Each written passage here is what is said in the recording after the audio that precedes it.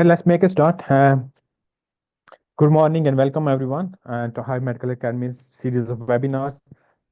Those who are new to this webinar, just give you information. We are doing series of webinars.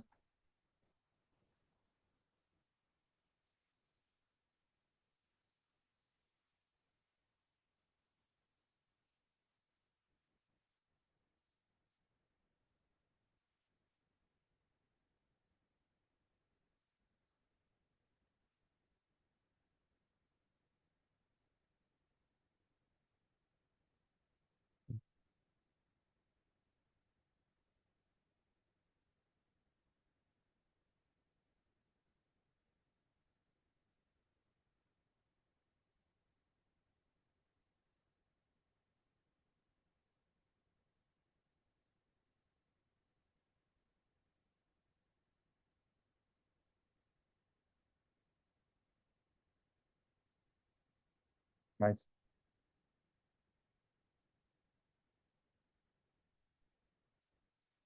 Can you guys see my screen? Could you confirm? Yes, we can see it. All right, that's nice. So, I something is gone wrong from my side. Just give me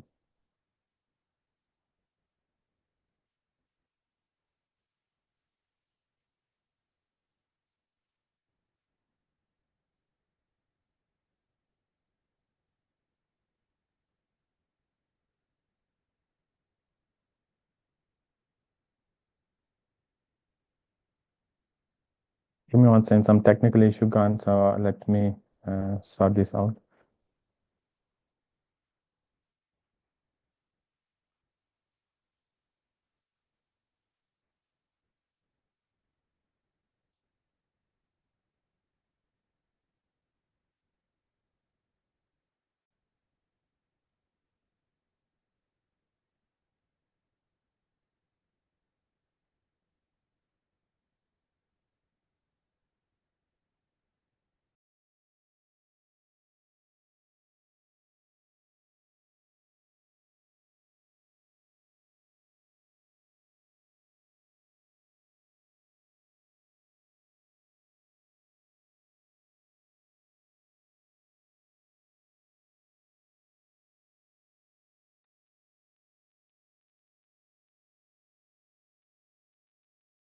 Right, sorry about that. Yeah. So could you please confirm you can see my screen, Dr. Umar?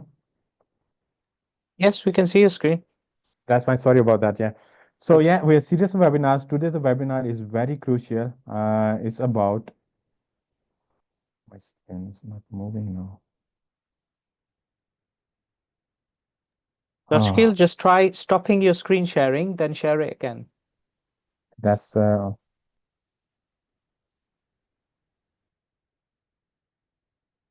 can you see it now?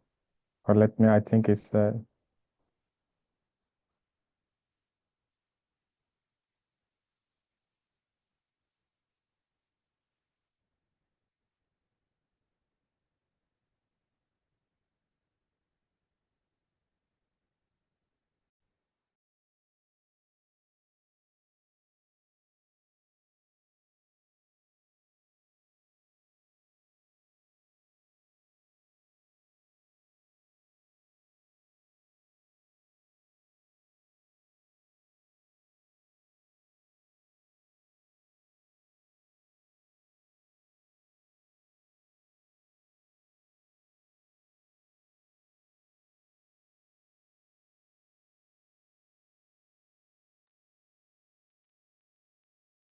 Shakil, your screen is shared, but it's on your browser.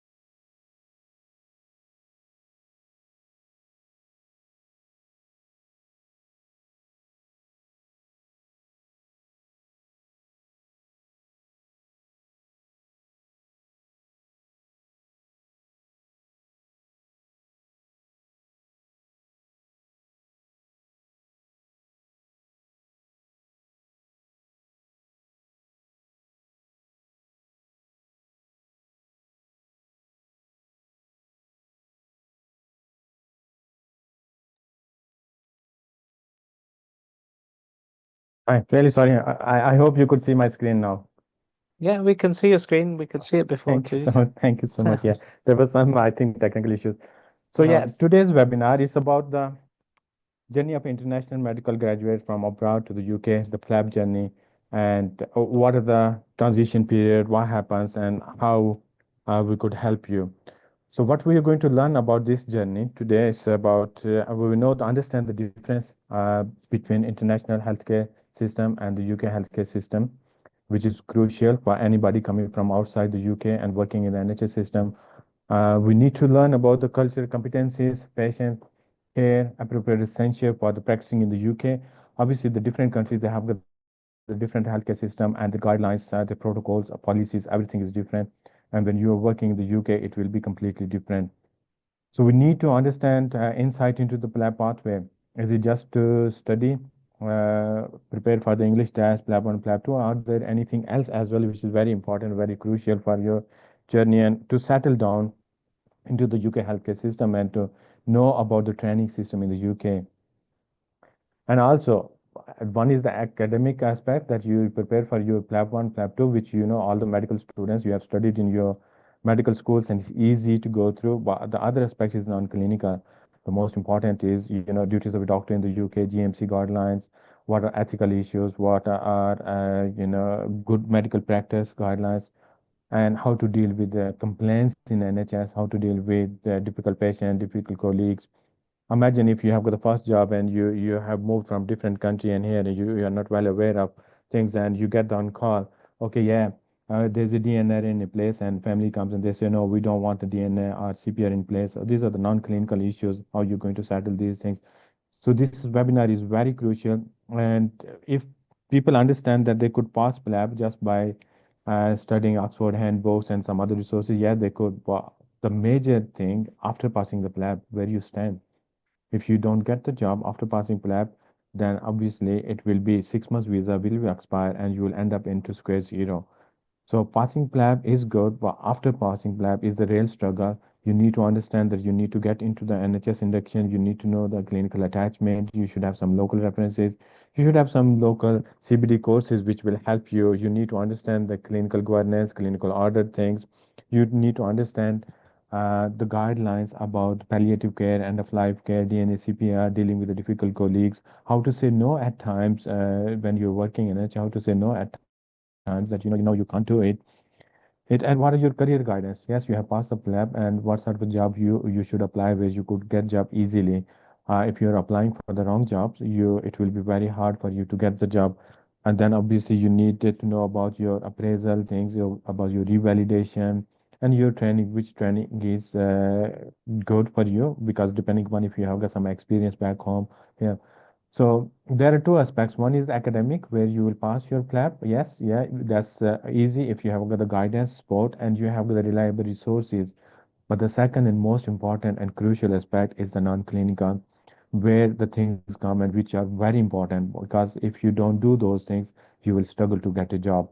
And this is what we're going to do today, that we're going to highlight all those things. What are the struggles? What things could be non-clinical things will be on your way and how we're going to help you, how we're going to make these things easy for you. So we have got Dr. Umar with us. Dr. Umar brings in 20 years of NHS experience. He's been a tutor in Manchester University. He has been a trainer, mentor for junior doctors, foundation doctors, for nurses, for paramedics, for AMPs, for pharmacists. He loves teaching and he is an academic lead for High Medical Academy. So he is going to highlight all those things and all those issues, share with you, and we'll give you the solution as well. That how we could make all these things easy for you. And don't just focus passing on PLAB, focus on the things, what will happen after that. If you have passed PLAB, you don't get the job, you don't secure a post, your visa status won't change, your visa will expire, you will end up back in your country. So we don't want that. That's why we are here to support and guide you. So I think I will hand over to Dr. Omar now to take things from here and explain everything about NHS program and all your things. Please feel free to, if you have got any questions, drop in the chat box or just let us know. Thank you. Over to you, Dr. Omar now. And sorry about any inconvenience in the beginning. So some technical issue happened. So over to you, Dr. Omar. Thank you, Dr. Shakil. Thank you. Don't worry, these things happen, no problem. Right, I'm just going to share my screen.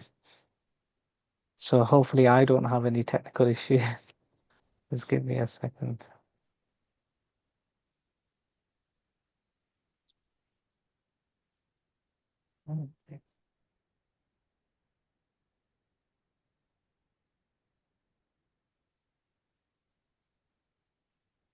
Okay.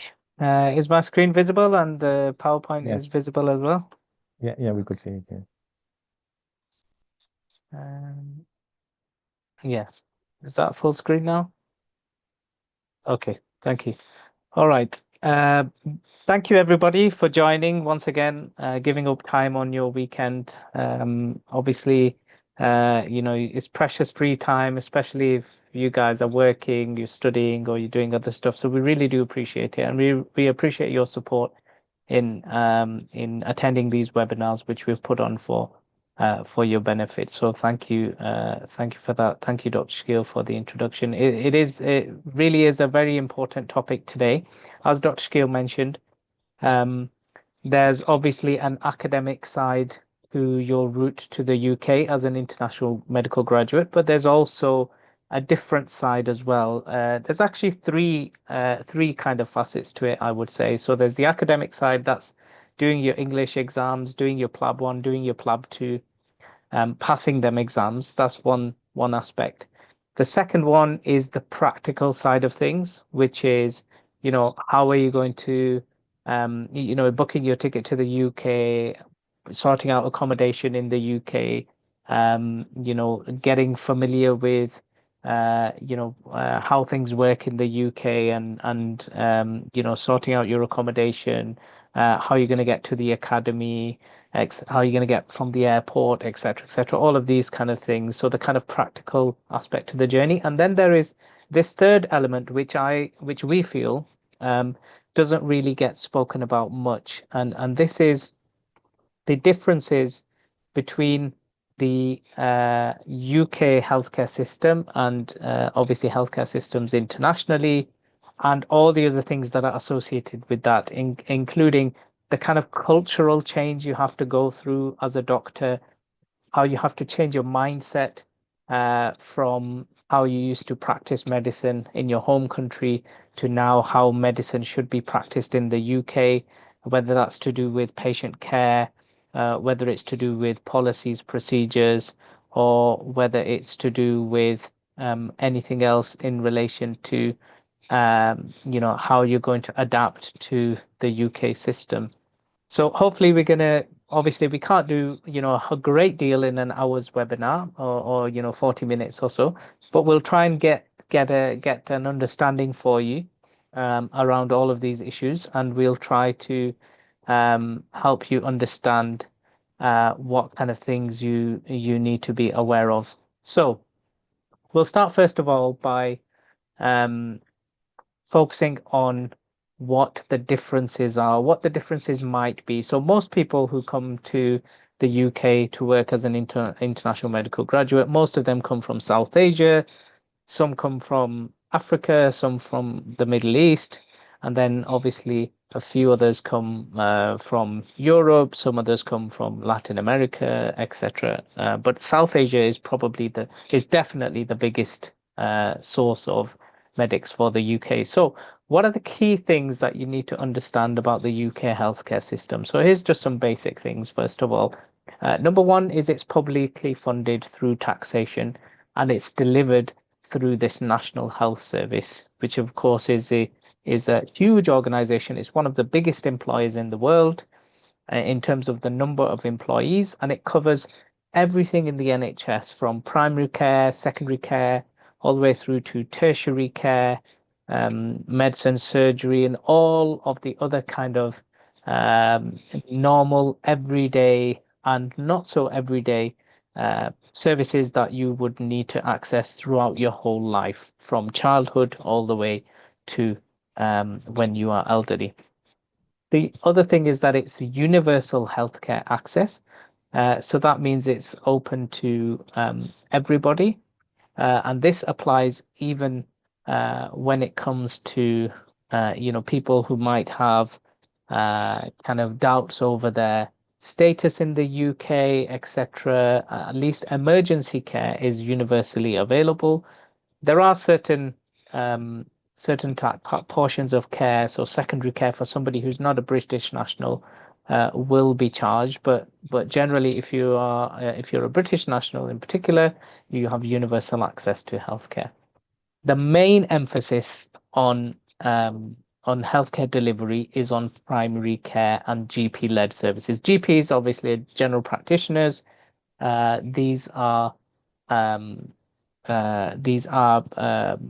specialists who have trained in family medicine, in primary care. I was one myself, and they deliver care to in the community to families, to children, to adults, to the elderly, and to communities. They usually serve a particular area, and the focus is primarily on primary care. And the reasons for this we'll discuss shortly.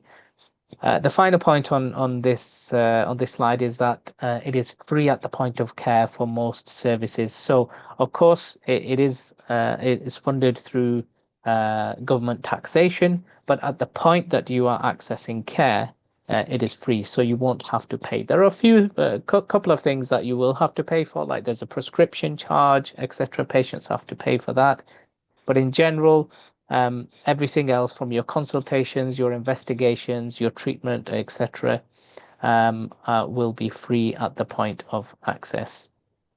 A few other things to mention in terms of the main features of the UK healthcare system, and these are, sorry, I've just lost my slideshow. And these are that the GP is the gatekeeper for secondary care. In fact, most things in the NHS go through the general practitioner, go through the family doctor or the family physician, or whatever other name you want to attribute to a GP. So if somebody is unwell, usually, unless it's an accident or an emergency, they go to see their GP, whether it's even if they're acutely unwell, whether they're attending about some kind of chronic condition, or they are speaking about mental health.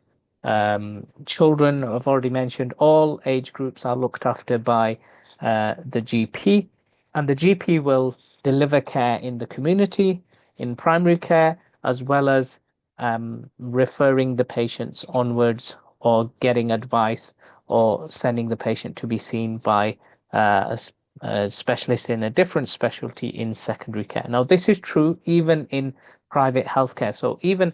We're speaking about the NHS, of course, which is the state healthcare system. But even in private healthcare, if you would like to see a consultant or a specialist in a particular specialty in private healthcare, you still need to go through your GP. So I can't overemphasize the importance of primary care and general practice to the NHS. And by far, the majority of activity in the NHS is in general practice. That's number of consultations, number of interactions, etc. It's all in primary care.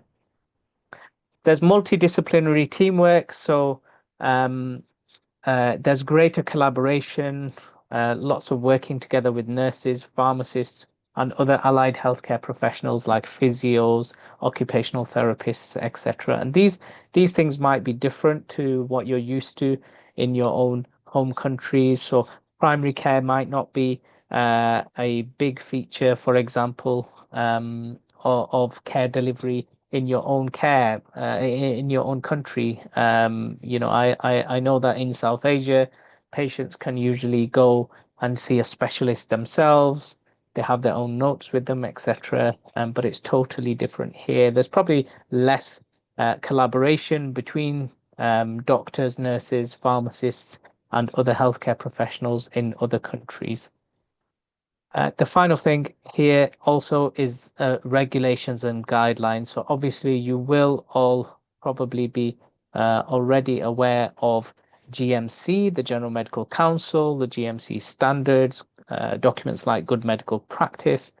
And then there are also organizations like NICE, which is, I forget the up-to-date name for it. It used to be called the National Institute of Clinical Effectiveness. It might be something slightly different now, but it's still the same organization. NICE deals with setting clinical guidelines and standards and providing a resource for medics to follow them guidelines. And the GMC is the regulatory body of medics and now also physician associates in the UK. So they set professional standards. They issue documentation on ethical issues like consent and confidentiality and all of these other kind of things.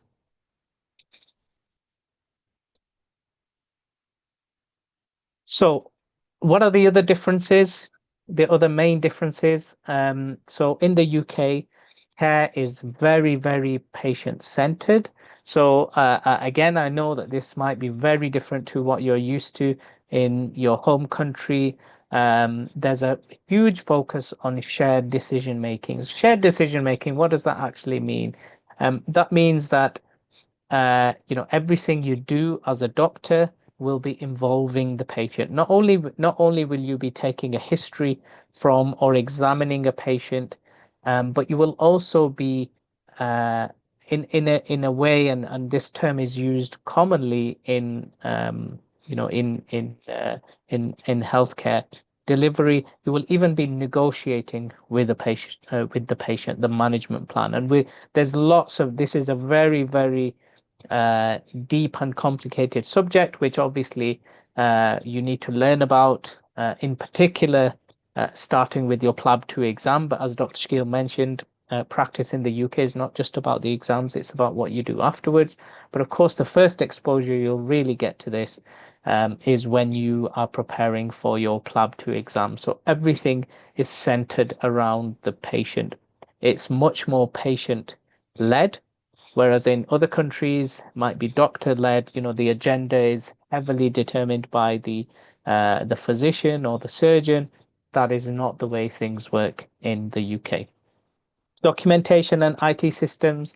So electronic medical records or EMRs, like EMIS, System 1, Vision is another one. These are very widespread now. Primary care was well ahead of the rest of the NHS, and obviously, I am biased towards primary care, primary care have had electronic medical records for well over 20 years, probably going back even longer than that. Whereas secondary care has now is catching up and has now caught up. So everything is done, pretty much everything is done on information technology systems. There are still some paper records, but I would describe it as a paper light system. It's not paper free, but it's paper light. I've already mentioned the fact that records are dealt with differently in the UK and in the NHS. So in South Asia in particular, I'm not sure about other countries, but in South Asia in particular, records are actually held by the patient usually, and they keep them with them, and they take them to different doctors, different specialists, to laboratories for investigations, etc. In the UK, the records are actually held by healthcare providers. Obviously, the GP record is the biggest record system in the UK, but there are also record systems in hospitals, in A&E, and the communication between these record systems is now much better than it was a few years ago. This has lots of implications, of course, for confidentiality. There's something called GDPR, which we'll touch on a little bit later, and is very strictly regulated. And so obviously looking after the patient records is a huge task for the NHS. But as I've mentioned in the slide, access to the records and copies of the records can be obtained by patients at any time that they wish.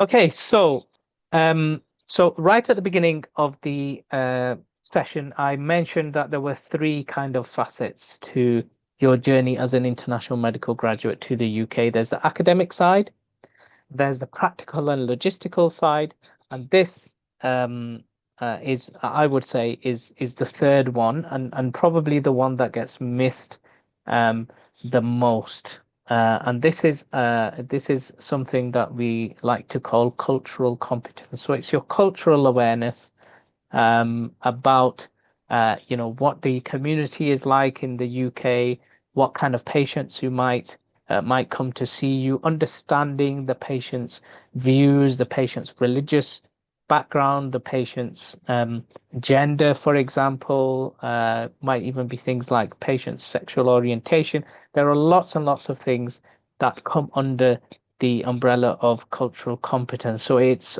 about, you'll see on the slide I've put AKSA. It's awareness, so being aware of the patient in front of you. Knowledge, K for knowledge, so having a knowledge of the patient's background, what that actually means in terms of what drives them, what's important to them, what kind of things are perhaps offensive to them. So it works both ways. Then you have skills. So that's having the skills to be able to deal sensitively with all kinds of patients from all kinds of backgrounds, with all kinds of views. And then you have the final A is for attitude. So it's the attitude you have towards the patients. It's being, it's treating everybody the same, regardless of their background. It's being sensitive to the things that they find important, to the things that they find offensive, to the things that they find, polite, or even basic stuff when it comes to interaction. So that's what cultural competence is. But why does cultural competence matter? Why is it something that you should even think about or worry about? Well, imagine that you are seeing a patient, and perhaps they say something about their background or their religious belief or something like that, and you have no knowledge of that. And this can happen. Of course, you'll see patients who have come with new views to you, things you haven't come across. But it's not just about awareness, not just about knowledge, it's about the attitude you have to people. So you need to be fully open to seeing lots of different types of patients, a whole diverse patient population, and being aware of being actually making an effort in terms of cultural competence. What does it actually do? It builds trust and it builds rapport with patients. Imagine you know something about a patient's background, you can make a comment and you can immediately connect with the patient and they'll feel more relaxed. It reduces misunderstandings. So it actually reduces miscommunication between patients and medics. And as a result, it actually improves patient outcomes. It actually results in better care for patients. And of course, the final point is that it results also in better care delivery, and it results in equity and equality in care delivery. So that's a little bit about cultural competence. And as we've mentioned a couple of times, this kind of awareness we feel is lacking. It's an area that doesn't really get discussed much or explained much to international medical graduates. So it doesn't tend to form a part of the actual curriculum in their studies or in their preparation for work in the UK. And this is obviously something which we feature highly in our courses. So what are the key competencies that you need to be aware of when it comes to cultural competence? So the first is understanding diversity in patient populations. We've mentioned some of these already, but we'll go through them point by point just to highlight their importance. So understanding that the UK is a very diverse population, both in terms of ethnicity, in terms of religious background, in terms of lifestyle, in terms of culture, in terms of outlook, and lots of different things. So, and you will be dealing with patients who are very, very diverse. And obviously, this is probably different, probably very different to what you're used to in your home countries. So understanding that this is something you're going to be faced with is extremely important. Being aware of cultural sensitivities. So again, we've highlighted this already, but being aware of different religious practices, different religious beliefs, even things like gender, and we've already mentioned, sexual orientation. So all of these kind of things are a key part of um, of making sure that you are culturally competent to practice in the UK. So, of course, there's clinically competent, but we believe, being culturally competent is just as important. And if you look at some of the documents that are available with information on this kind of stuff, you will see how important it actually is. The third thing is being able to communicate effectively. Now, this, of course, is something that is tested directly in PLAB 2 with particular types of scenarios, such as breaking bad news, dealing with an angry patient, dealing with a difficult colleague, or dealing with an angry relative.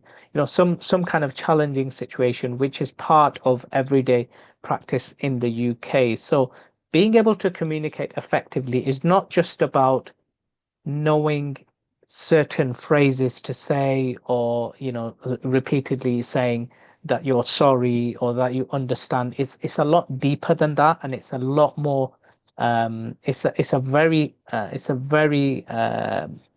very complicated skill, which takes lots and lots of practice and lots of coaching and mentoring. So the importance of being an active listener, checking for clues, observing things like body language, observing facial expressions, looking out for certain verbal cues, um, keeping calm even when a patient is getting angry. All of these things they're very difficult, and of course, these are the kind of things that we'll go through in detail when you join the academy and go through our programs. The final point here is about adapting to British social norms. Again, it's another point that I would say is very frequently overlooked. It's not really given much importance.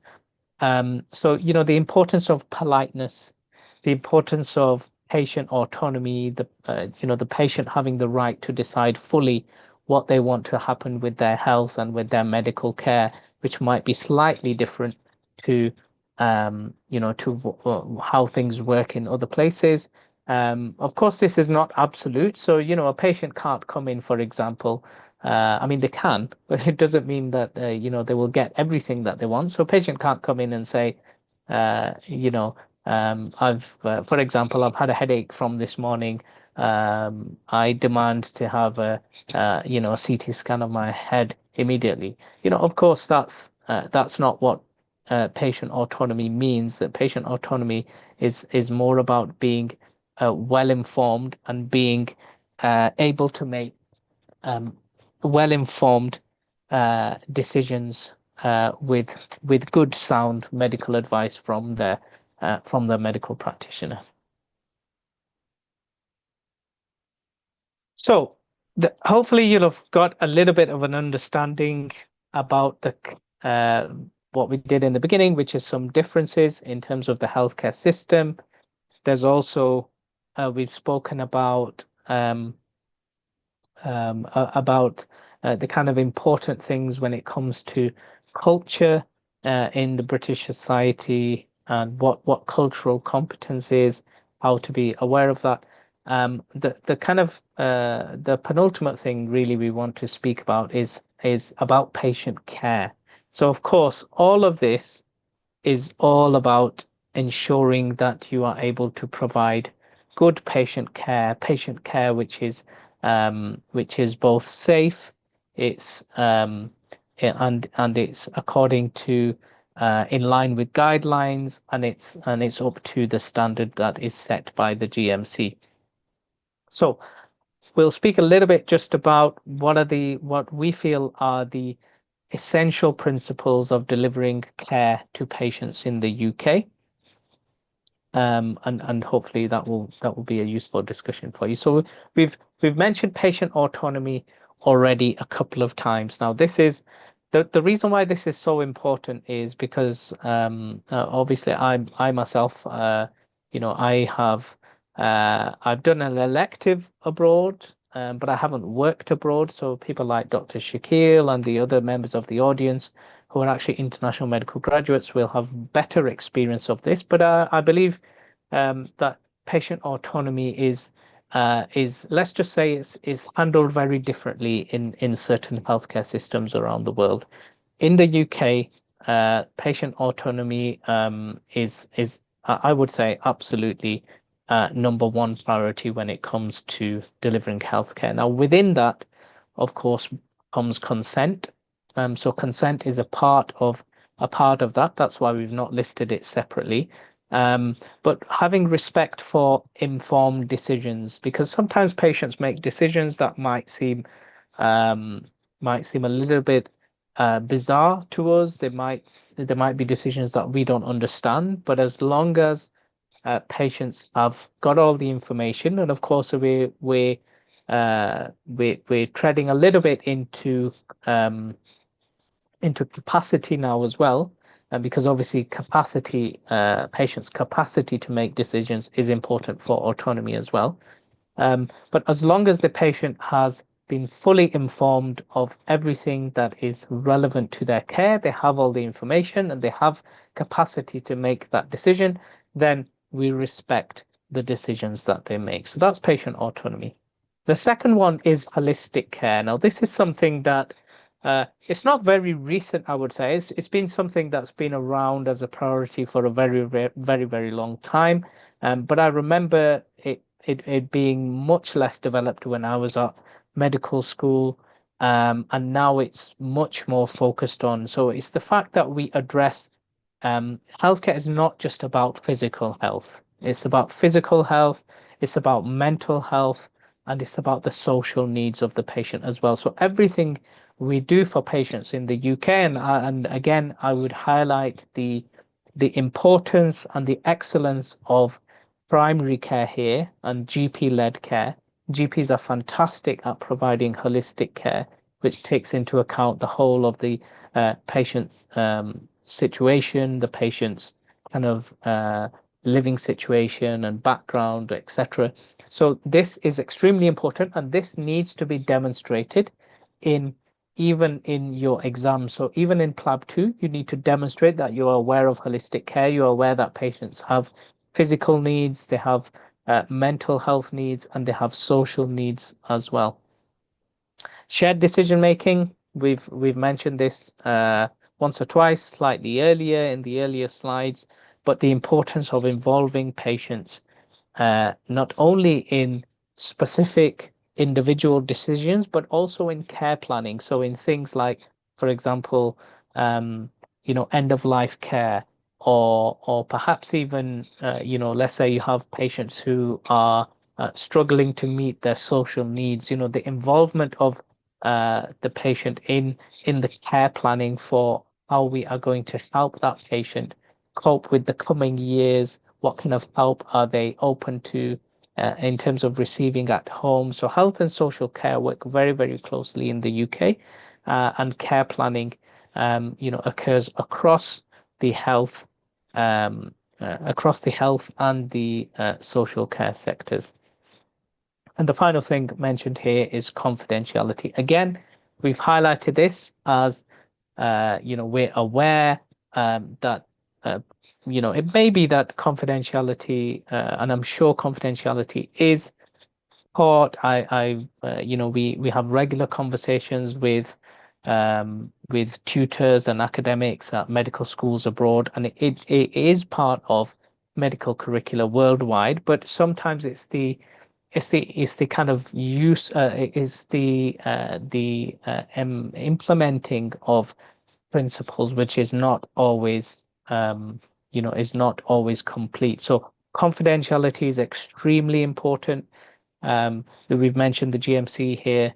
Again, being aware of the GMC guidance and guidelines on confidentiality in general, as well as confidentiality when it comes to, younger patients as well, particular types of scenarios, for example, contraception, etc. There's lots and lots of nuances to confidentiality, and of course GDPR, which is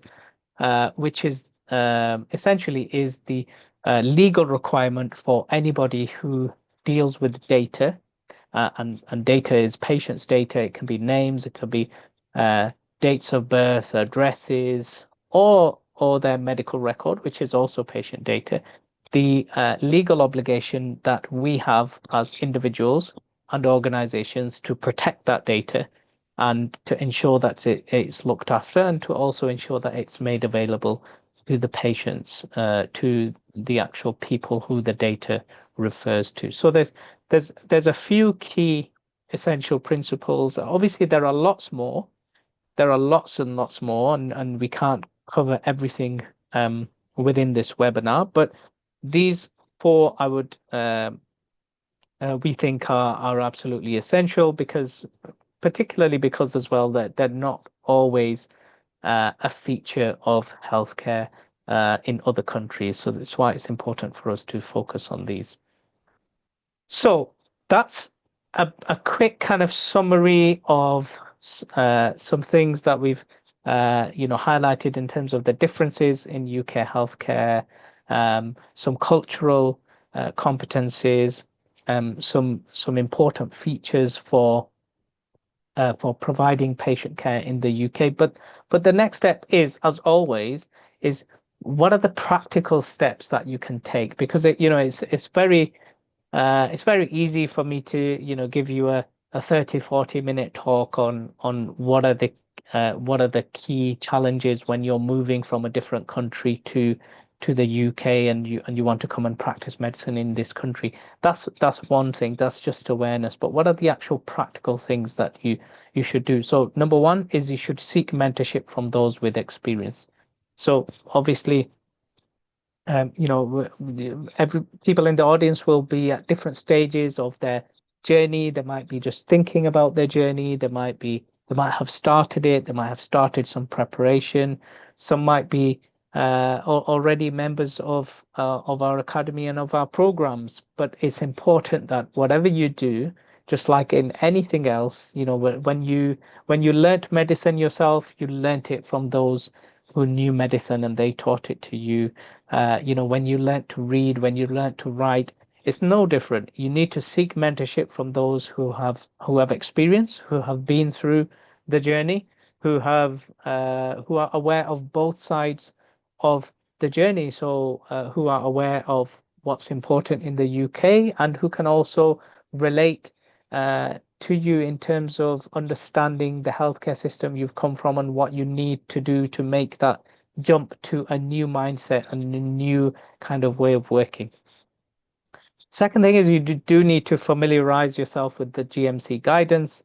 So the GMC website, if you visit it, you can see on there lots and lots of documents. Good medical practice is absolutely essential. And then there are separate ones on consent, confidentiality, whistleblowing, etc., etc. It's a whole library of things on there, and all of them are relevant to anybody working or who's going to be working in the UK. The third point here is even more practical than what we've already mentioned. So, as we've said, this is a part of the journey which is always overlooked. Is what happens after you pass your exams, because as Dr. Shakil said, passing the exams can be difficult, or it might be relatively straightforward, depending on what kind of preparation you've had, what kind of resources you've used. Obviously, if you have joined someone like ourselves, where the resources are all curated, they're prepared, they're up to date, then exams won't be an issue for you. But what about after the exams? Because what lots of IMGs do is they pass the exams, they don't really try in that time period where they are in the UK and attempting their PLAB 2, they don't really try to get a job, or they don't try hard enough, they don't get good advice.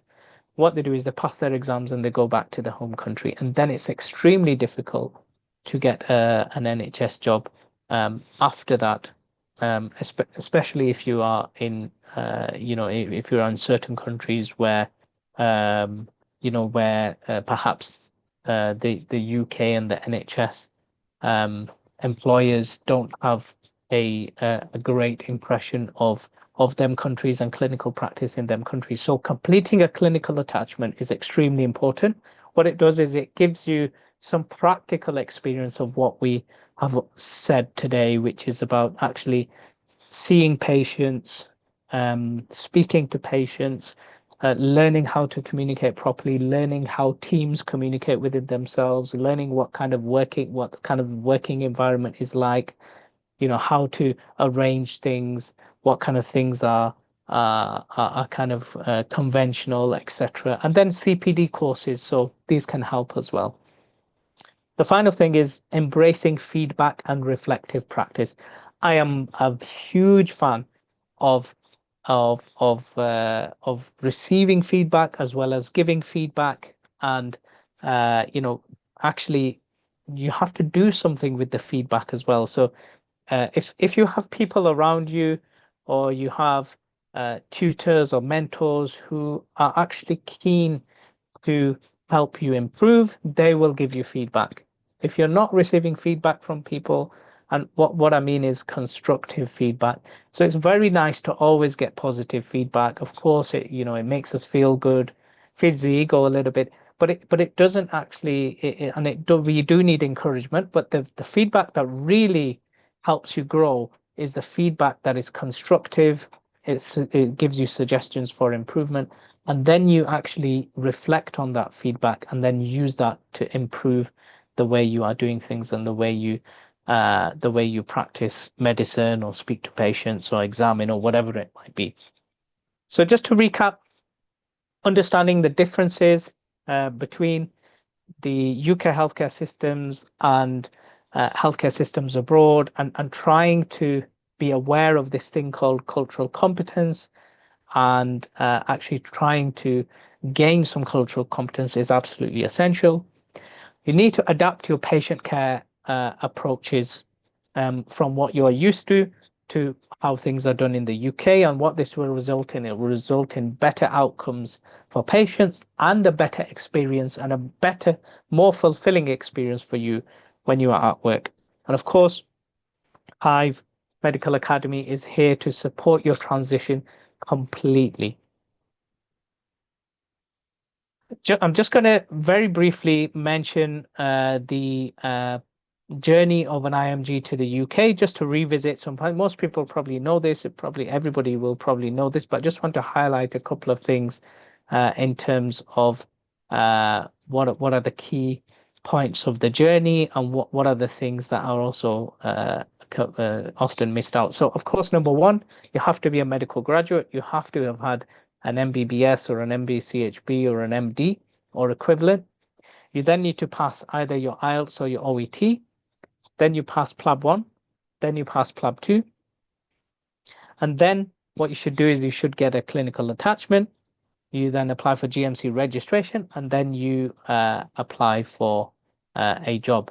Now, I've just noticed that the numbers are out of, are incorrect here, which is a little bit funny, but that's okay. We'll just ignore that. I'm just going to highlight some parts of the journey, the key parts of the journey that actually don't get, lots of IMGs don't get help with, certainly not from in one place, not from their medical academy or their training provider. So of course, being a medical graduate depends on you. You have to do that yourself.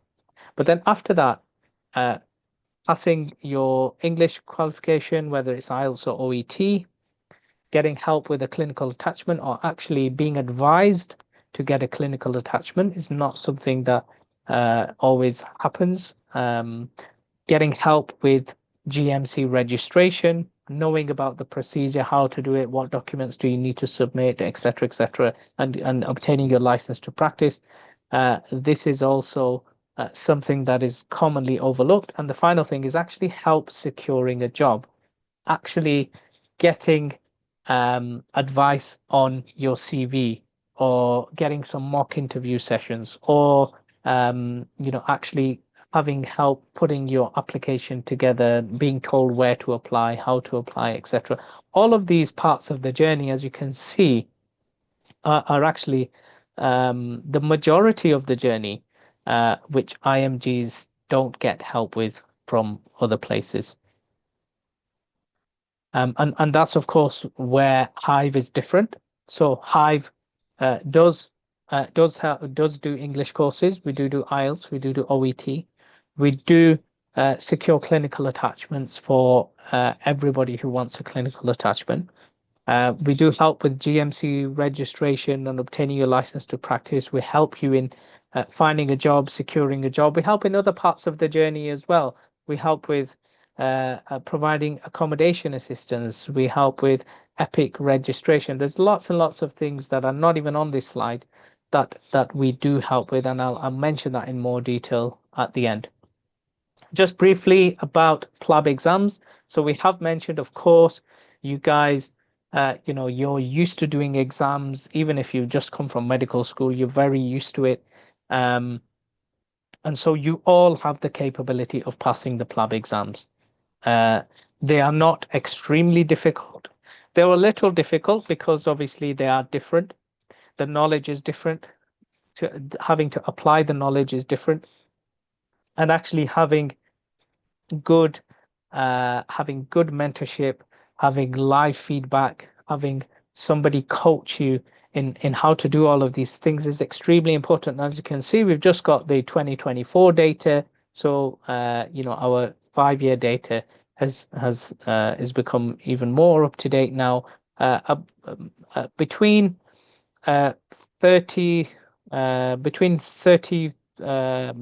35 and 20, kind of 28, 27% of people fail their PLAB exams on their first attempt. So, it is important. We feel it's extremely important to actually get mentorship, to get guidance, to use the right resources to give yourself the best chance of passing these exams. So I'm just going to come now very briefly, just at the end, to speak about obviously ourselves. We've spoken a little bit about some of the challenges of the journey. A slightly different aspect to the journey has been spoken about today, but how can we help? How can Hive help you guys? So we have very comprehensive resources already in place. We have courses set up, and we actually also do customized preparation for people as well. So people come to us saying, actually, I'm not too keen on an online course. I want face-to-face teaching. And okay, that's fine. We'll deliver face-to-face teaching, whatever you need. Whether you have just 1 month to prepare for an exam or whether you have 12 months to prepare, we will help you do it. We have the resources, we have the experience. Our learning management system, it contains up-to-date resources which are absolutely outstanding. You can go on YouTube, check out our learning management system video, and you can actually see there's been great work done by our IT team, Clixosoft, who've helped develop the LMS with us, and the resources are absolutely fantastic. Teaching and learning styles, we know, are different for everybody. Whatever is important for you, whatever helps you, we're able to deliver that. But we will be there from the moment you have your first thoughts on moving to the UK, all the way to helping you secure a job, and even beyond that, as far off into the future in your career as you need. We'll be there for you as mentors and advisors. So I've already said, check out our LMS. What makes us different to other people? So we're highly personal. It's about what you need. You know, you're at the center of everything. Of course, we have predetermined and pre-developed courses which can be useful for you, but if you need something different, it's no problem. It's our stories that drive us. So Dr. Shakil is an international medical graduate. He's been through the PLAB journey himself. He understands all the challenges. He's been through it, and so he knows what you guys are going through. From my side of things, I grew up on the other side of the equation, and I was educated in the UK. I went to medical school in the UK, and I went through the system as a local graduate, and then actually became an examiner and a lecturer. And so I understand the kind of the UK side of things, the examination side of things. And so between us, we cover the whole aspects of the journey. We're always there. You will not find anybody who is as accessible as us. You can, you can speak to any of our current students, and just you'll realize how available we always are to help. We're always improving, we're always updating, we do what other people don't, we fill in the gaps. We've already highlighted some of the gaps in the journey today, in the mentorship today, in the assistance provided to IMGs today, and we fill those gaps that other people are not able to fill. And we have high standards. From the moment whether you join us for a webinar, whether you join us for a course, or throughout the whole journey, there's high standards, and you will experience those in your journey with us. So the final thing I want to mention today before finishing and handing back to Dr. Shakil for questions is our newly launched Global Medics NHS program. So this is essentially everything I've spoken about today. It's your personalized pathway to the NHS. It covers all of the aspects of your journey to the UK. So support that's tailored to you. There's flexibility of doing things online. There's a flexibility of, and obviously you also get the face-to-face teaching as well. You get hands-on support, hands-on experience. You get all-inclusive preparation. So remember all of the things we mentioned about the journey. There's the academic side that gets covered, that's ticked. There's the logistical side that gets covered as well. It includes accommodation for you while you are with us in the PLAB 2 Academy. It includes airport pickup. It includes assistance with visa and immigration requirements, GMC registration, EPIC registration, your clinical attachment, all of these kind of things. And then we mentioned the kind of the cultural part of your journey, and that is all included within this program. It's a 1-year program. It's eligible, anybody who is either a final year medical student or a medical graduate at any stage of their career is eligible for it. Covers the English courses, PLAB 1, PLAB 2, your clinical attachments, job preparation, application, and support afterwards as well. Do check it out on our website. Do make contact with our team or Dr. Shakil or myself, and we'll be happy to, we'll be thrilled, in fact, to have you come on board and to help you through your journey personally. That's quite enough talking from me. Always goes beyond the time that I want to keep it, but I'm going to hand back now to Dr. Shakil and the rest of the team to have a go at any questions that there may be. It's good. Thank you so much, Dr. Umar. That was very comprehensive overview of journey of international medical graduate and the potential things which they need to learn and some of the crucial steps for the transition from their health system from their country to the UK NHS system. So any questions, please? We have got Dr. Baloch, we have got Dr. Khan. So please let us know if you have got any questions, if you want to ask any questions about today's webinar or any general question about your journey, PLAB journey.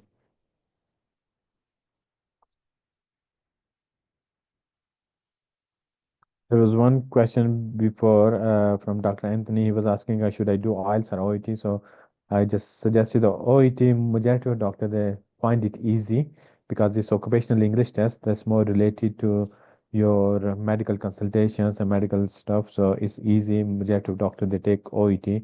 So I would suggest OET. Prepare for the OET.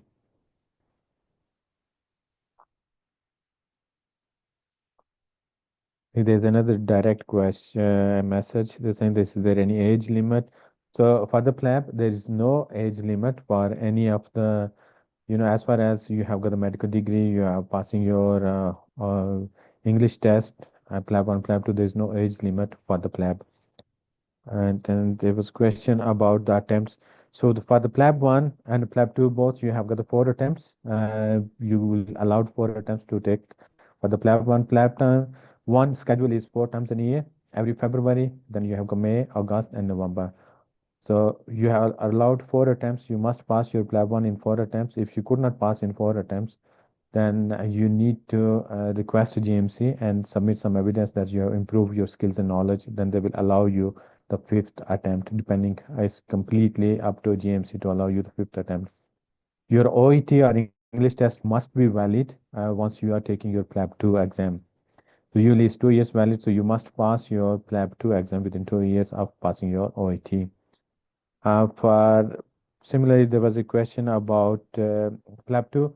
PLAB 2 is every day. It happens only in the UK, GMC Center. So they take exam every day. And Sam, you are allowed 4 attempts in the PLAB 2. And if you unfortunately could not pass in 4 attempts, then you have to provide the evidence that these are special circumstances or provide evidence that you have improved your skills, knowledge, and you have got the training. So then GMC could allow you the fifth attempt. Fair for the PLAB 2, he will start from the PLAB. No, no, you don't have to start from scratch from PLAB. If you fail your PLAB 2, no, not at all. You can book your PLAB 2 and you need to take your PLAB 2. You don't need to go back to square zero. And if you have PLAB 1 failed again, obviously you will take PLAB 1. You go to, but within 2 years of your PLAB 1, you must pass your PLAB 2. Within 2 years of PLAB 1 passing, if you can't pass your PLAB 2, then again you have to go back and take the PLAB 1. Obviously, your English test would be expired that time as well, so you'll take your English test and then start the circle again.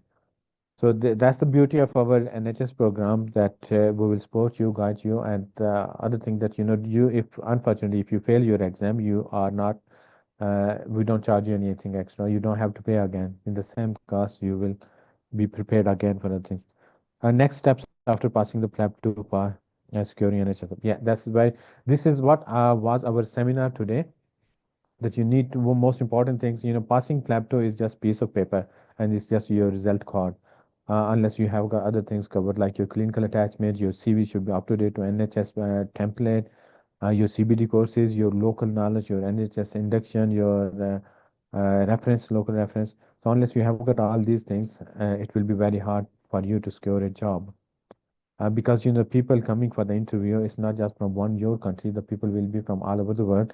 So your knowledge, including the local graduates, so your knowledge, skills, experience, or your competencies should be of that standard. Your CV should be of that standard so that they could shortlist you, and you should know what they're going to ask, what the potential question could be in the interview. So you should have some mock interview preparation. You should know the interview questions. You should know nice guidelines, CKS guidelines, and what are the protocols, what are local protocols in that hospital. And most importantly is you should know what sort of job you should apply, what stage of your career you are. If you're fresh graduate, you should be applying for the foundation program or locum training post or locum SHO. If you have got 5-10 years of experience, you will be looking for the registrar post or you will be applying for the staff grade or non-training post. So these guidance are these are very important after passing PLAB too. So passing PLAB is one stage you clear, but unless you secure other things, it will be very hard for you to get the job. There was another question. They said that, could I take PLAB 2 in my country? No. So PLAB 2, it happens only in UK, in Manchester, which is few miles away from our office. We are based in Manchester, heart of Manchester. So PLAB 2 only in Manchester. PLAB 1, you can take anywhere in the world in your country. So you can search it up. It will give you the details. There was a question about what's the passing rate in the PLAB 1. So yeah, Dr. Umar briefly shared about the slides about the passing rate of latest. There is no set passing rate for the PLAB 1 or PLAB 2. It is depending upon the batch, each session exam, like in February exam, depending upon what that batch scores, and they adjust score accordingly. But sometimes the people who scored 102 they passed it, sometimes they scored 180, 118 or 130 they passed it. So each it varies from the each batch. So nothing to worry about it. As far as you are well prepared, you will be passing your exam. Required for the PLAB 1 to prepare and pass. Right, PLAB 1, all our courses, this is how we have designed it. Hive Medical Academy designed that, all our courses, you will have access for the 12 months. So you are worry free. You don't need to worry about it. Usually, we recommend 3 to 6 months are more than enough for the PLAB 1 preparation.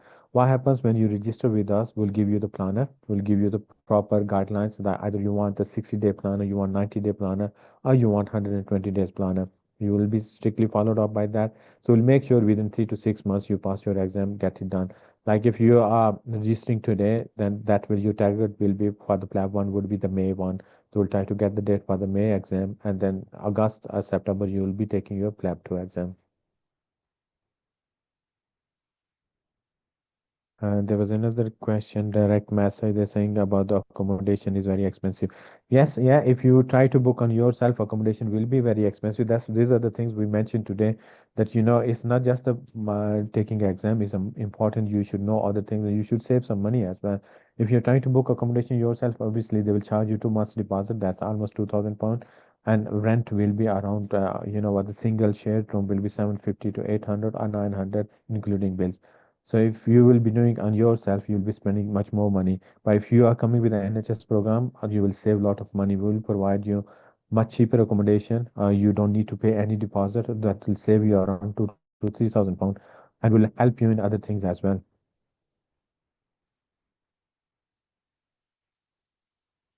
Is there any other question? Clinical attachment. Yeah, yeah, clinical attachment. If you're applying for the hospitals, any of the hospital, it was used to be free. They were not charging anything. And NHS clinical attachment, you could do it. Well, last around 4 or 5 years, NHS they charge for the clinical attachment, and waiting list is 6 months to 12 months. So if you have got only 6 months visa, so you don't get the clinical attachment. But with us, we guarantee you clinical attachment, a 1 week clinical attachment, and we that's included in your NHS program. We don't charge anything extra. So you're getting lots of freebies with the NHS program, and that secures you, NHS after post-PLAB, your clinical attachments, your interview skills, your CPD courses, which are worth around £500. They're worth. So there's another question, how much time is required? Yeah, during the PLAB 2 preparation can be earned in the UK, be free from the family support. Right, PLAB 2 visa is a visit visa. So usually you are not allowed to work in the UK on the visit visa. Secondly, you can't work as a doctor unless you have the GMC registration. So it would be difficult. What, because our main aim is Hive Medical Academy's aim is we support and facilitate doctors, international medical graduates. So at the time, if we have got any availability and you can do some tutoring or something, we will support you. We'll do always we do our best to support our international medical graduates. But bear in mind that on visit visa you are not allowed to work legally in the UK, and you are not able to work as a doctor till you have got a GMC registration. But if you score rather than just do 2 3 months, PLAB 2 1, you take your PLAB 2 exam, you will have 2 weeks for the results. So during these 2 weeks, you must focus on your clinical attachment, your CV, your interview skills, your local induction, and job profile creation, registering with local agency. So once you get the results, you register with GMC. GMC registration will come 24 to 48 hours, and then you're ready for the job. So once you get the job, your visa status will change, and you don't need to worry about earning then. You will get much more money as compared to what you could earn doing any other job. Hope it makes sense. Um, There was a question, foundation program, doctor's job. Yeah, foundation program, yeah, pay is gone up, it's 36,000 starting. If you want to do some extra hours, locum hours, that will be around 50, 60 pound per hour, depending upon.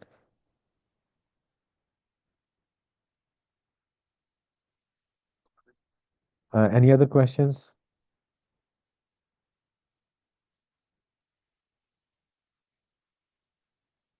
I think there are no more questions. So thank you so much, everyone, for attending on Saturday this webinar.